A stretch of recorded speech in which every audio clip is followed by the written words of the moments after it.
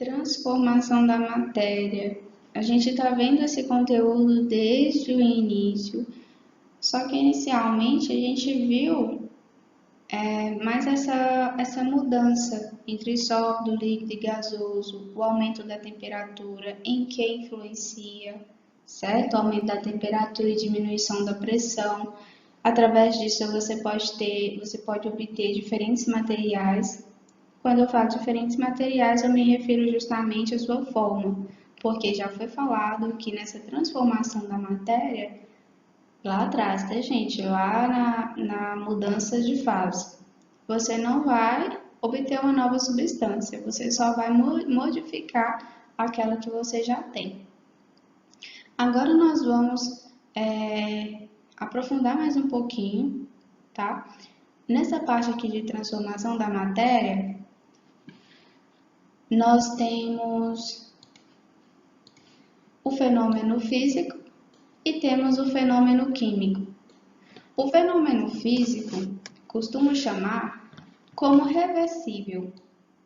Ele é um fenômeno que tem volta, que você consegue retornar ao seu conteúdo original, mesmo apesar de ter ocorrido uma transformação. Por exemplo, eu tenho a minha água líquida e vou transformar ela em gelo. Tudo bem, ela vai passar do seu estado líquido para o sólido, que é denominado solidificação, certo?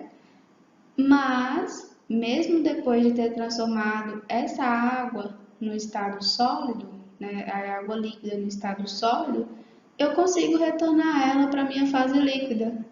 É só eu aumentar a temperatura. Então, isso é denominado um fenômeno físico. É um fenômeno reversível, é um fenômeno que eu consigo retornar à minha matéria original, à minha matéria inicial, digamos assim.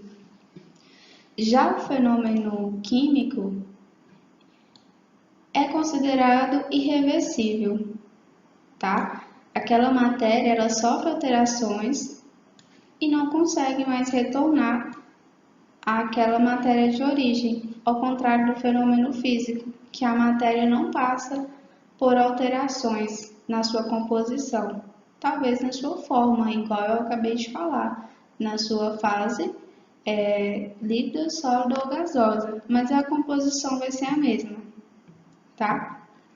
Um exemplo aqui de fenômeno físico é a fusão do gelo, igual eu disse, a passagem ali do sólido para o líquido, ou do líquido para o gás, ou do líquido para o sólido, perdão. É um processo denominado fenômeno físico. Uma folha de papel rasgada, por exemplo. Tudo bem que você pode até conseguir juntar as partes e tentar fazer com que aquela folha volte lá a ser aquela folha completinha, bonitinha. Tudo bem, não vai retornar como era antes, né? Por mais que você faça o que tiver de ser feito. Mas também não vai deixar de ser uma folha de papel. É isso que vocês têm que ficar atentos na composição da matéria.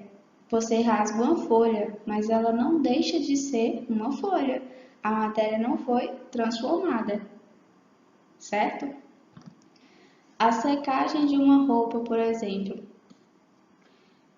Lavou roupa, deixou no varal. O que vai acontecer? A água presente na sua roupa vai o quê? Passar para o estado gasoso devido ao calor do sol. Não é isso que acontece? A água, ela vai passar somente para o estado gasoso. Vai deixar de ser água? Não vai. Então, não vai alterar a composição da água, certo?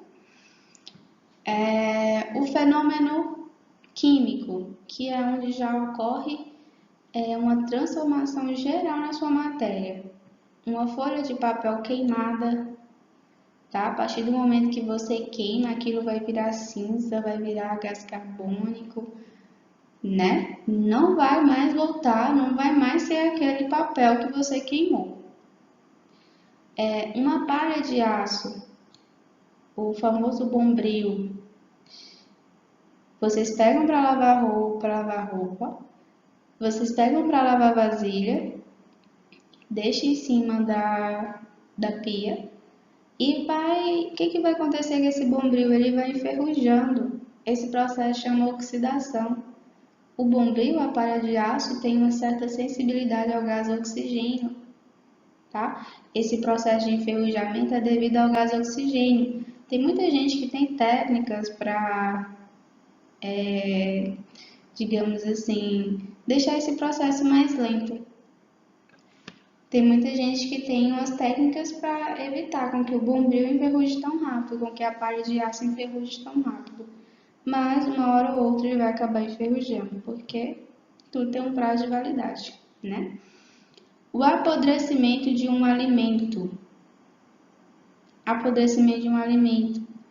Ocorrem reações químicas nesse alimento vai apodrecer e ele não vai retornar, ele não vai ser mais aquele alimento gostoso, aquela fruta gostosa, como era antes, vai se transformar. Esse processo também é conhecido como decomposição, tá? E a fabricação do pão? A partir do momento que você, não sei se alguém já teve a oportunidade de fazer pão, rosca, alguma coisa assim, mas a partir do momento que é misturado o fermento, que todo o processo é iniciado, a massa passa por uma transformação e esse pão é feito e não vai ter como retornar como era antes. Ocorre um processo químico ali, que é o processo de fermentação, tá? Então, basicamente, o fenômeno físico, ele é reversível, a sua matéria não vai sofrer alterações, e já o fenômeno químico é irreversível, sua matéria é completamente transformada. Ficou claro? Aqui eu coloquei algumas propriedades gerais da matéria, tá? Vamos relembrar aqui. Massa, que é uma propriedade da matéria referente a peso, grama, quilo, tonelada, tá? Isso é a massa. Uma grandeza utilizada como medida da quantidade de matéria de um corpo ou objeto. Corpo e objeto, os conceitos foram relembrados lá no início da nossa explicação. Extensão é o espaço que a matéria ocupa, ou seja, o volume, tá, gente? O volume é aquele espaço que, por exemplo, imagine aí seu caderno. Ele está ocupando um espaço na sua mesa ou na sua cama. Então, isso é a extensão dessa matéria, tá?